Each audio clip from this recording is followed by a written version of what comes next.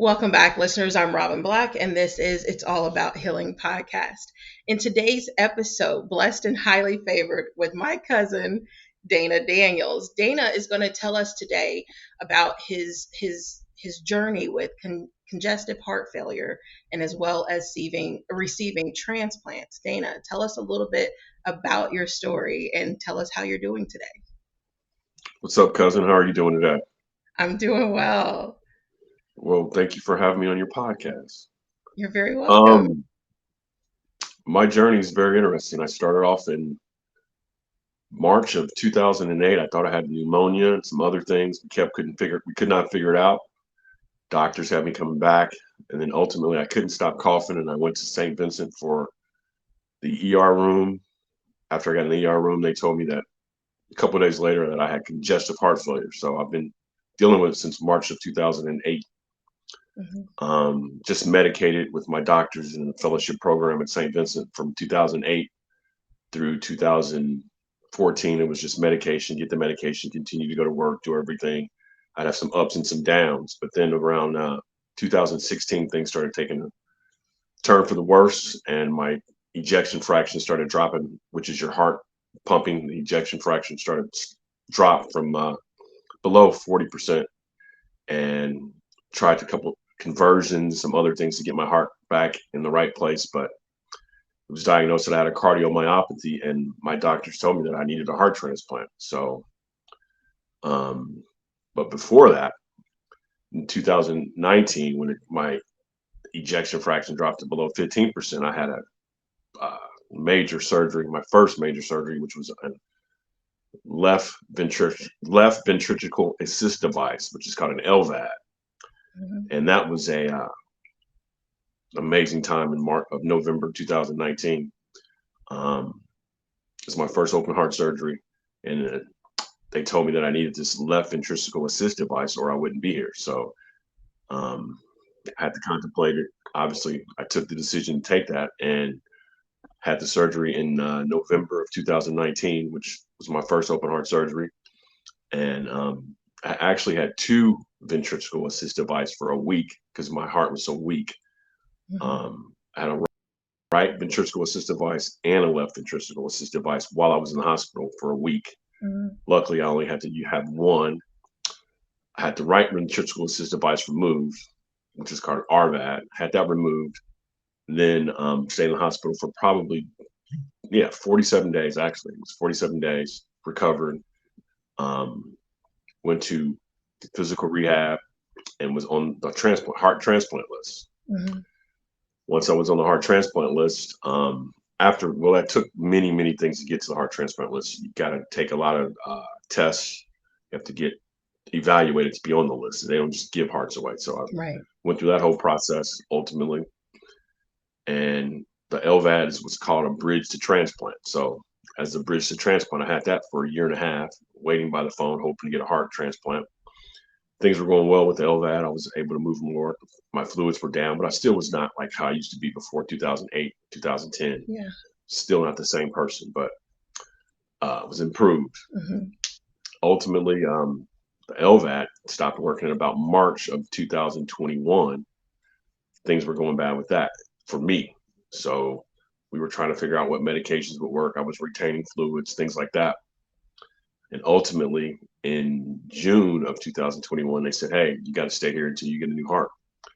So June 8th, I went to the hospital. Ankles were swollen, just terrible. I couldn't walk from here to across the street. Mhm. Just couldn't sleep. Just things were bad, really bad. Yeah. Um, June 8th, I went to the hospital. They said, "Hey, you got to stay here until you get a heart." So I was in the ICU unit with connected to many medications. I couldn't. I was only able to go from my bed to my place to eat, which is my chair right next to my bed, because I was connected to so many machines that were keeping my heart pumping. Mhm. Um, so I sat there from June 8th and all I would do was just sit there all day, just hoping to wait for someone to tell me I was going to get a transplant, which was amazing. Didn't know how long I was going to be there. You don't have a date. You could have been there for 6 months, 6 weeks, however long. June 8th, the weekend of June 28th, before they told me, "We think we have a heart for you, a good heart, a great heart, and a good kidney." because I needed a heart and kidney transplant. Yeah. And next thing you know, June 20th, they told me that weekend, and they will be ready like whatever date that was.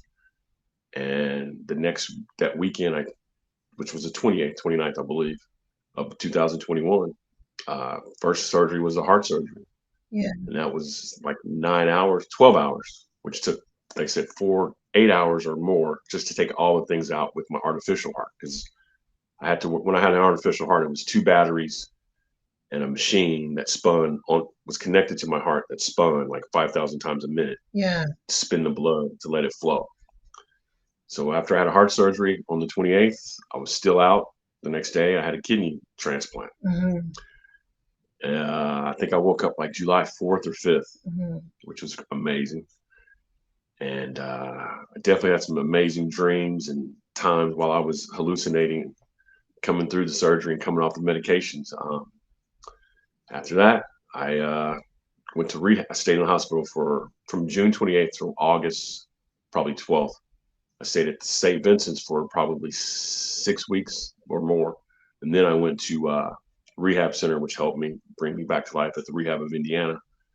And I'm on lifetime medications. I'm a completely different person. The first year was ups and downs. It's always going to be ups and downs with the Right. transplant, which is just an amazing thing. I mean, it's just amazing to talk about every day, to know someone and their family would be willing to say, hey, I want to be a donor and donate. Hmm. So, had some ups and downs. Um, Still working through some things now. Unfortunately, my kidney's not working as well as it should be, so I had to get back on the transplant list for the kidney. But I do know that I'm down probably 80 pounds, if not 100 pounds from a year and a half ago. Hmm. So although my kidney doesn't work now, I have to be on dialysis. I started that in May of this year, but I am on the kidney transplant list. Um, and what else? And you said, Just trying to go ahead. sorry, you said so the average wait time to be on the kidney transplant list is 3 to 5 years. But what is the average wait time for a living donor? Well, thanks for asking. There's also options. You can just get on the kidney transplant list and wait, which is usually 3 to 5 years being on the list. So it's just like waiting on a heart transplant. You're just waiting to see if they have someone unfortunately dies and has made the great decision to say, I want to be a kidney donor or organ donor and give your organ. Or there's a network that you can have, family, friends, anybody you know, they can give you their kidney. That's what a living donor is. Right. And a living donor is they have to go through a process just like a transplant process where they go through medical exams, make sure that everything fits and they're a perfect fit for you and your kidney. There's psychological examinations. My hospital covers all their insurances if they want to do it. Most hospitals do.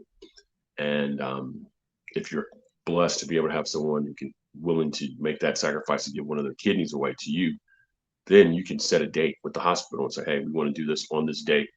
It only takes actually about 2 days. Hmm. And my doctors was telling me you can actually even get, which is amazing.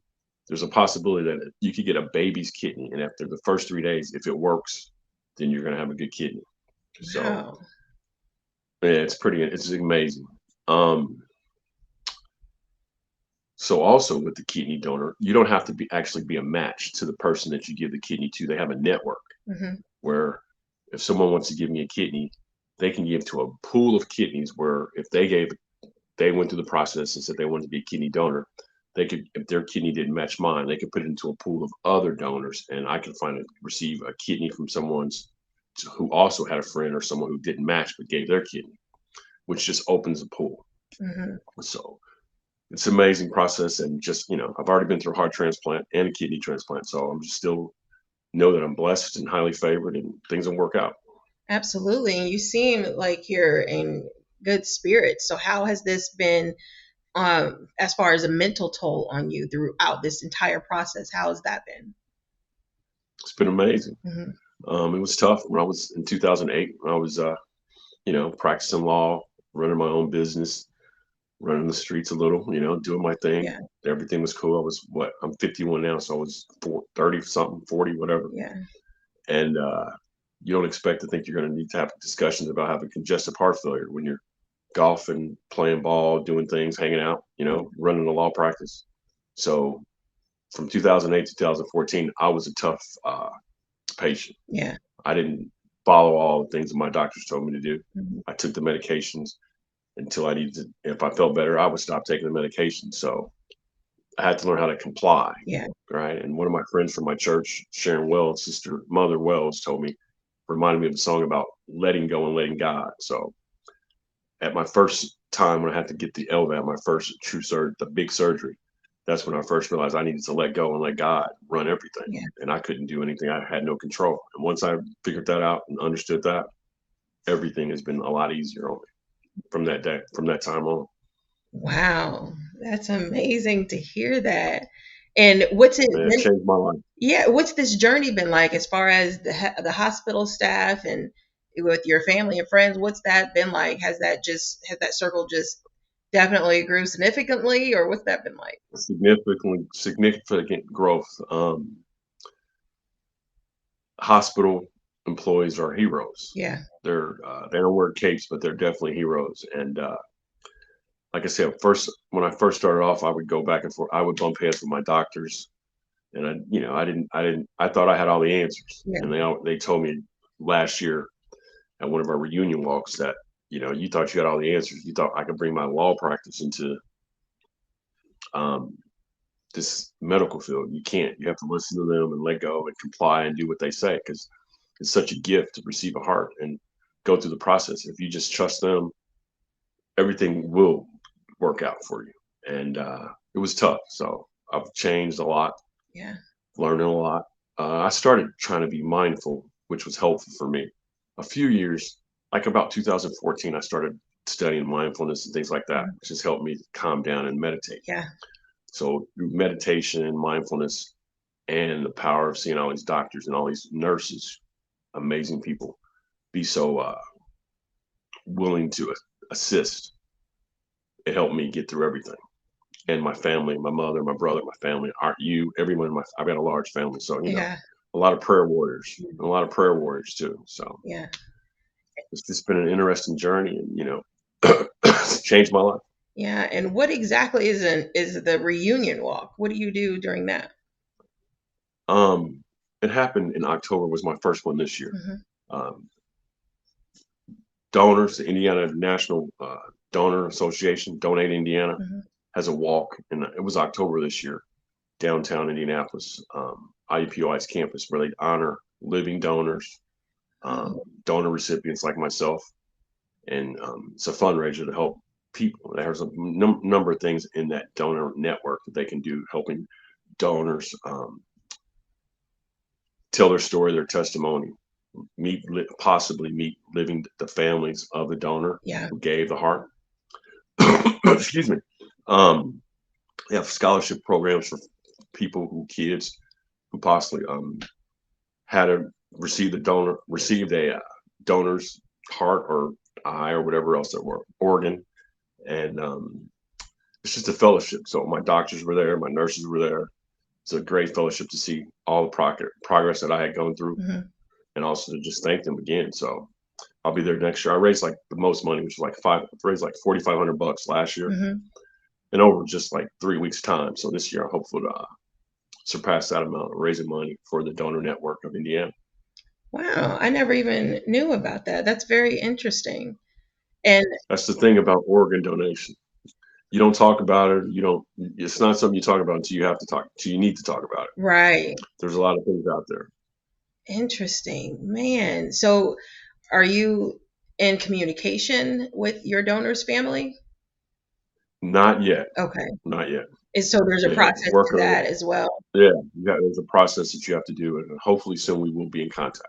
Oh, okay. Is it at their discretion or is it just like Yeah, a legal? Oh, at their okay. discretion. Okay. That's what At their discretion. wow. So I'm hopeful one day I can meet them. That would be an amazing experience That would be because I live my life every day for him, for her. right. Oh, okay. Wow.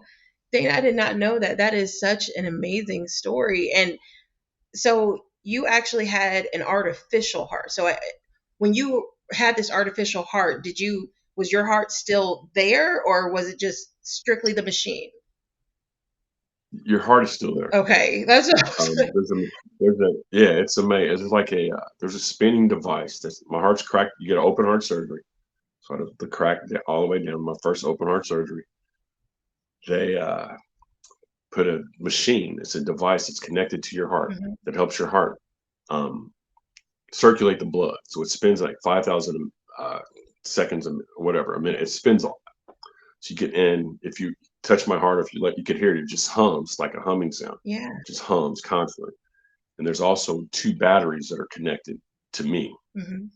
The batteries actually aren't connected to me. There's wires from the heart through the stomach, and then there you have two batteries that connect to this machine. And you have a system where you have to literally charge yourself up every night, plug yourself in to the wall, recharge your batteries because your batteries only last 12 hours. Yeah. And at the 12-hour mark, you start hearing a tick, tick, tick, tick, and you have 30, 45 minutes. But the batteries, once they shut down, you don't have anything spinning your heart anymore. So the heart flow could stop. It's amazing. Wow. So I had to letters to the electric company to make sure if there was a power outage or anything that they needed to know to put my power on immediately Right. Yeah. because I was connected to the wall. I was literally every night I had a machine, change the batteries, put them in the machine, and had a machine overnight that I would connect to, Yeah. and it would hum. So there was two batteries, and it was a controller system that I wore. Hmm. But I would still wear regular clothes because my mother and other people helped me to make shirts. Yeah. She made t-shirt undershirts that I would wear. I had the two batteries hooked in. So I still play golf and did some stuff, things that I could try to live as normal life as I could. Yeah. It was amazing. Some people, don't unfortunately don't receive the blessing that I received, which is to get a heart transplant in a year. Right. So there's a community that I've seen that people are sometimes on LVAD for 7, 8, 10 years. Oh, wow. So I was blessed. Yeah, Wow. Man, I just did not, I didn't know. it's pretty deep. Yeah, that is. It's just like I'm kind of speechless right now. Man, so you said so the machine was humming, or it was like you could hear your heart humming, like. It's not something you could hear like walking around, but if you laid your head on my chest, you could hear the humming of my heart spinning. It would just spin. It was a spinning cycle. It was a cycle. Yeah. It would just spin all that, yeah, nonstop. It was amazing. And the funny thing is now, looking back on it, I didn't have a heart. You don't have a heartbeat Uh-huh. once you have, so you can't have your blood pressure taken. Hmm. Like a regular person gets their blood pressure taken, Yeah. you have to have a whole different machine that they use to take. It's called a Doppler Yeah. that they use to give you your temperature or what is it? Your yeah, What? Wow, because I actually it's pretty. I just did an interview early right before you, and she said she's a sound healer, and she said that each their cells, whether your heart cells, your brain cells, they all have their own frequency, like the Hmm. sound frequency. So when you said that you could hear your heart humming if you were to lay on your chest, that's phenomenal. Like that is it's just like you can just see God in everything, and it's like just knowing that your Absolutely, heart has its own sound is just it's beautiful. It's fascinating. absolutely, it's amazing. Man, so And to know that you can have someone else's heart in your body is even that step takes it another step. exactly, absolutely. So what would you recommend for just anyone out here after going through this process and still currently going through this process? You got obviously health is your wealth, right? Hmm. So you need to talk to doctors. You need to eat better. And what I had was it was a virus. I got a cardiomyopathy, which is a virus that happens to pregnant women and men like between 35 and 45, I believe. Yeah. So you need to not be afraid of doctors. You need to not be afraid of learning what you need to do Hmm. and listening to doctors and listening to the nurses and people that tell you what you need to do. Being active on your own, walking, eating right. But if you ever get in a situation where you're stuck, you think you're stuck against the wall, just know that you can't. You're not in control.